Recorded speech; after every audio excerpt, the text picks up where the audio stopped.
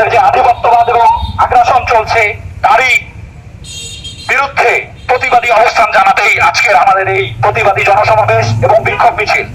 আমাদের এই জনসমাবেশ থেকে আমরা সরকারের প্রতি 3টি বার্তা দিতে চাই।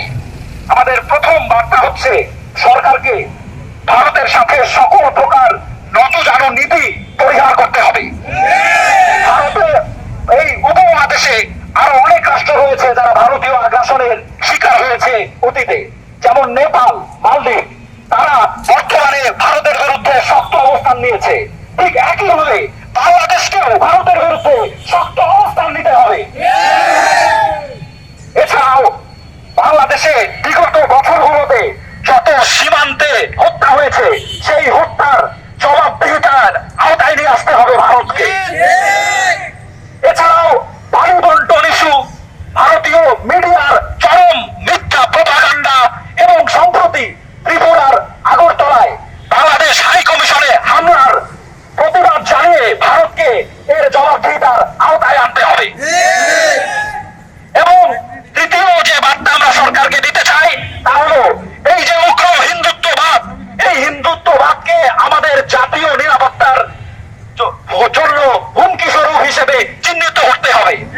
যেসব ব্যক্তি, যেসব বিগত ফ্যাসিস্ট সরকারের দোসর এখনো সেই হিন্দুত্ববাদকে কায়েম করার অপপ্রয়াস, অপচেষ্টা চালাচ্ছে, তাদেরকে চিহ্নিত করে শাস্তির আওতায় আনতে হবে।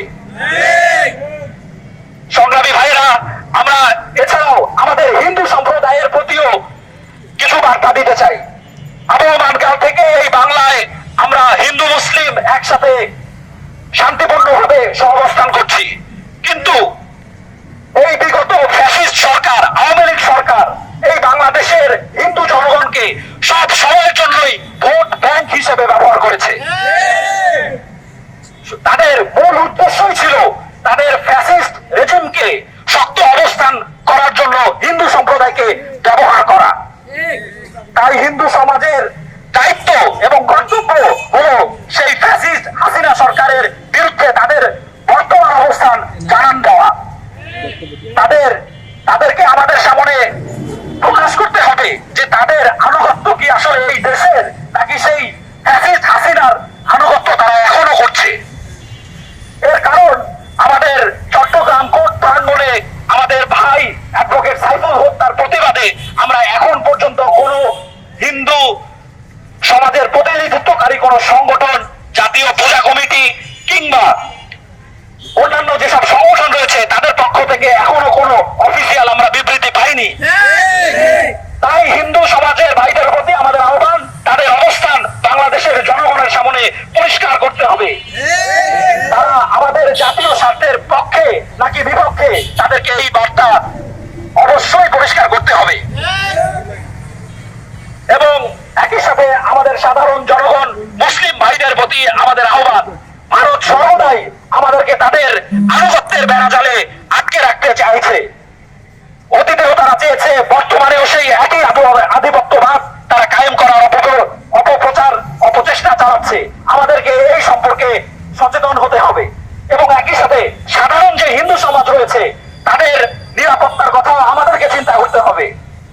এবং একই সাথে ইসলামের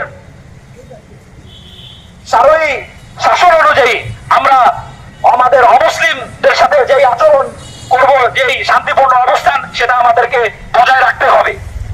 এবং সর্বশেষ ভারতের প্রতি আমাদের শেষ বার্তা দিতে চাই, ভারতের সাথে আমাদের সম্পর্ক হবে সৌহার্দ্য, সম্প্রীতি এবং সম্মানের জায়গায়। ভারত আমাদেরকে দাবিয়ে রাখতে কখনোই আর পারবে না। ভারত যদি আমাদের ভূখণ্ডে নাশকতামূলক কোন কর্মকাণ্ড চালাতে চায়, তাহলে বাংলার জনগণ উচিত জবাব তাদেরকে দিবে। ভারত যেন না ভাবে যে এই অঞ্চল গুজরাটে যারা যেভাবে মুসলিম নিধন করেছে, এই বাংলায় তারা সেই কাজ করতে পারবে না। ভারত যেন না ভাবে এটা গুজরাট, এটা শাহজালালের ভূমি, এটা তিতুমিরের বাংলা। আর আমরা সেই তিতুমির, সেই শাহজালালেরই গৌরবোজ্জ্বল উত্তরসূরি। আমরা সঠিকভাবেই জানি কিভাবে তাদের পাওনা বুঝিয়ে দিতে হয়।